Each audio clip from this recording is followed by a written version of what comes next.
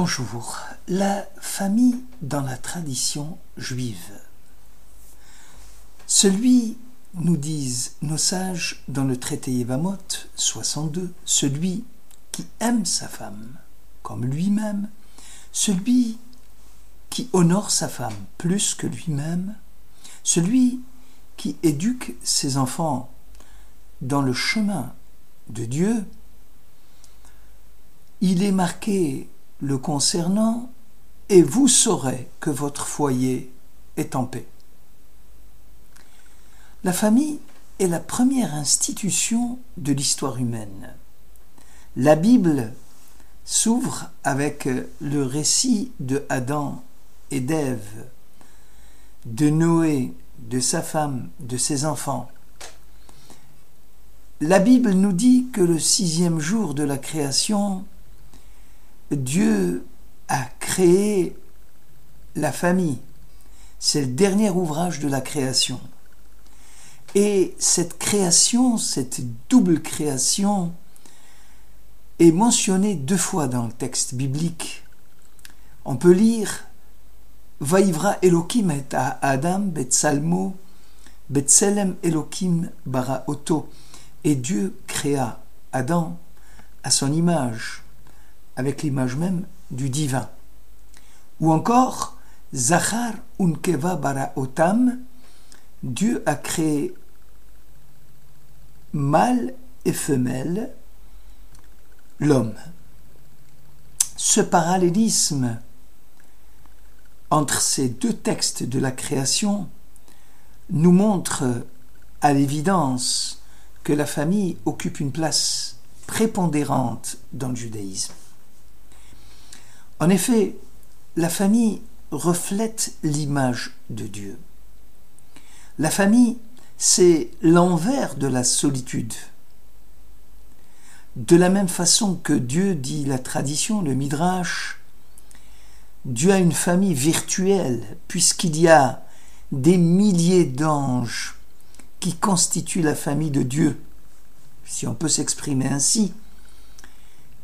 Et ceci nous amène à une réflexion profonde lorsque aujourd'hui nous voyons l'explosion du célibat, alors que tout milite dans la Bible contre l'individualisme à outrance de notre société, où l'homme privilégie souvent un animal de compagnie, puisque, hélas, il n'a plus de famille. La famille, c'est le lieu où se poursuit la création divine, puisque la survie de toute l'humanité passe par la création et la procréation. Quand on sait que le taux de natalité dans les pays dits démocratiques est faible, on peut craindre pour la famille de demain, parce que la famille, c'est la garante de la tradition. Les sages nous ont appris à dire, il ne faut pas lire banim, les enfants, mais bonim, les bâtisseurs. Les enfants sont les bâtisseurs de demain. Et dans cet esprit, la famille, un homme et une femme, la famille biblique n'a jamais été 2 hommes qui paxent ou qui vivent en ménage, ou 2 femmes qui vivent en ménage. Ce n'est pas ça la famille biblique. La famille biblique, c'est un homme et une femme qui vont recréer l'unité divine et l'image de Dieu. Et d'ailleurs, cette unité de la famille, elle procède de l'unité du monothéisme. Lorsqu'on dit avec le prophète « Veheshiv lev avot al banim velev banim al avotam », ça veut dire la famille, c'est lorsqu'il y a cette conciliation, lorsqu'il y a cette harmonie entre le cœur des parents et celui des enfants, et vice-versa. Mais on ne peut pas parler de famille sans parler du rôle de la femme et de celui qu'elle joue dans le foyer. Son rôle est semblable comparable à celui d'un rabbin dans une communauté. Pourquoi? Parce que, comme le rabbin, elle aussi, elle porte les enfants et les éduque. Elle a commencé très tôt avec la gestation dans le sein de sa mère du petit, et que même après sa naissance, c'est la mère qui va continuer à le porter. Il en va de même avec le rabbin et les fidèles. La famille, c'est aussi, après l'image de Dieu dans la famille, c'est aussi le lieu d'épanouissement. C'est important. C'est au sein de sa famille que l'on s'épanouit. Pourquoi? Parce que c'est le lieu d'affrontement du couple, le lieu d'affrontement des parents, des enfants. Et le judaïsme, voire même Israël, le mot même, le vocable d'Israël, qui sarita im Elokim vatuchal, lorsque l'ange dit alors au patriarche, à Jacob, celui qui s'est empoigné avec Dieu. Et dans la famille, ce lieu d'affrontement, ce lieu d'empoignade, c'est celui où l'humanité de l'homme commence là où cesse la violence. Elle ne se manifeste vraiment que comme un souci du prochain, une conscience de vivre une proximité réelle de Dieu dans la fragilité du visage de chacun d'entre nous. L'humain, disait Lévinas, fait son apparition lorsque le sujet répond de l'autre, avant de se soucier de sa propre personne. Nos sages nous disent qu'il n'y a pas de vrai foyer et il n'y a pas de mari et il n'y a pas d'enfant heureux si il n'y a pas de femme, la mère du foyer, qui joue son rôle royal en faisant en sorte à ce que sa maison soit une demeure qu'elle éclaire, une demeure qu'elle réchauffe. On a dit que la famille, c'est le lieu d'épanouissement, lieu d'affrontement, mais aussi c'est un espace de responsabilité. Dans la famille, l'homme ne doit pas être seulement un mékabel, celui qui reçoit, mais aussi celui qui donne, noten. C'est-à-dire, on demande à chaque membre de la famille d'avoir une participation active à l'édification du foyer de la maison. Jour après jour, heure après heure, comme la maison que l'on construit, baït d'ailleurs, c'est le même vocable qui signifie maison et qui signifie en même temps la famille, comme s'il y avait brique après brique pour pouvoir bâtir le foyer. Et ce partage des charges est dévolu à chacun. Et chacun a une tâche précise.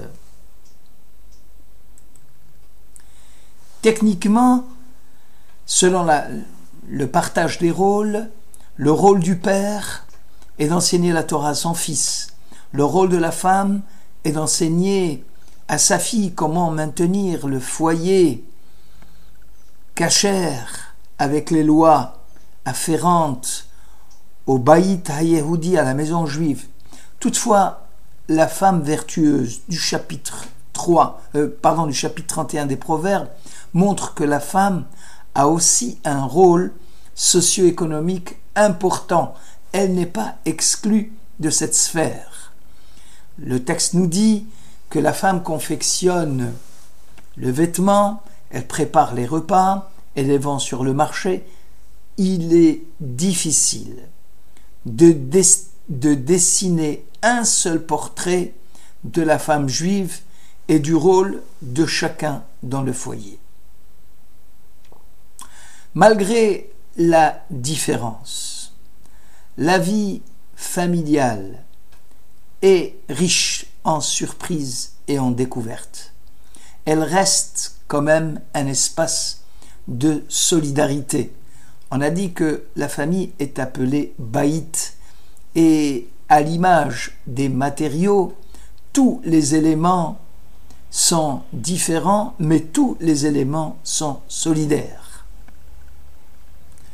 Prenons le cas du jour de la famille. Le culte de la famille, lorsque on célèbre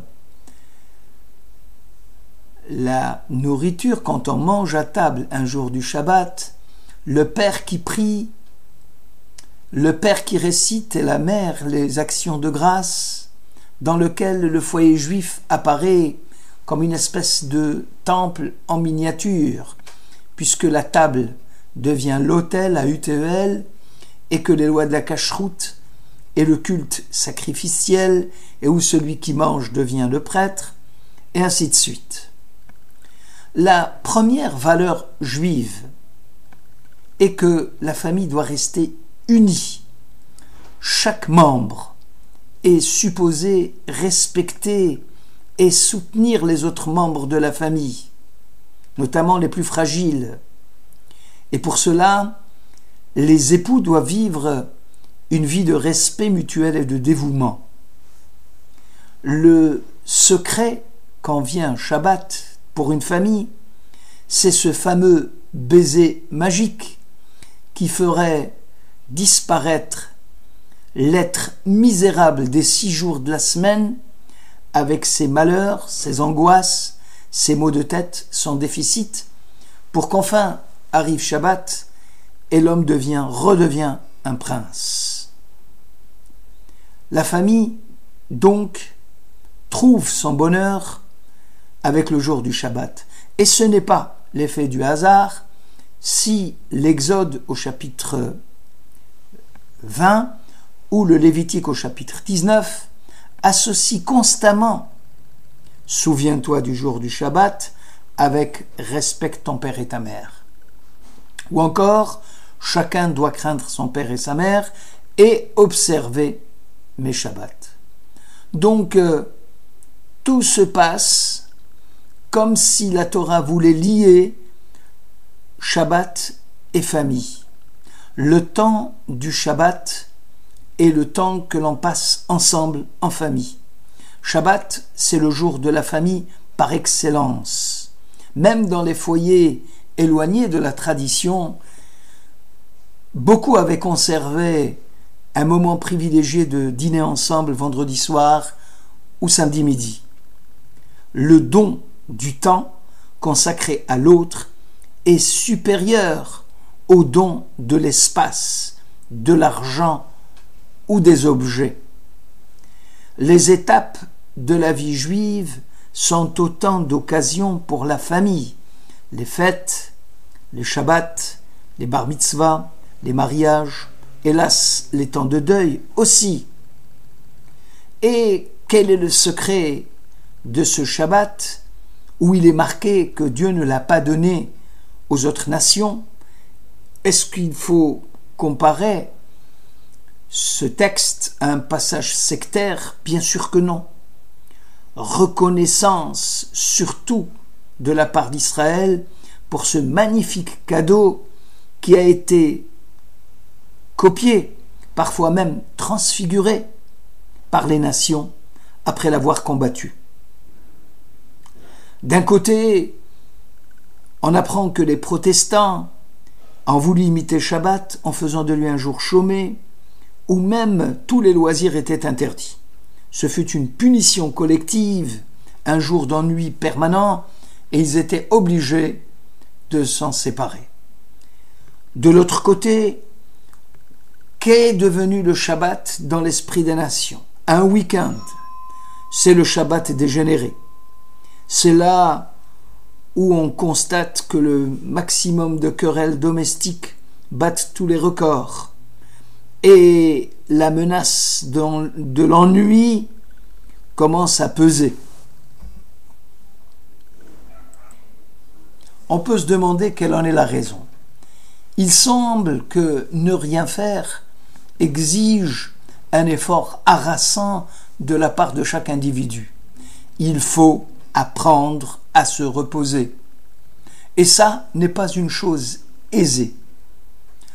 Là, tel un apprentissage quelconque, lorsque, bien sûr, il ne s'agit pas de se contenter d'une immobilité passive, mais qu'on assigne au repos un but positif, et cela exige beaucoup de temps.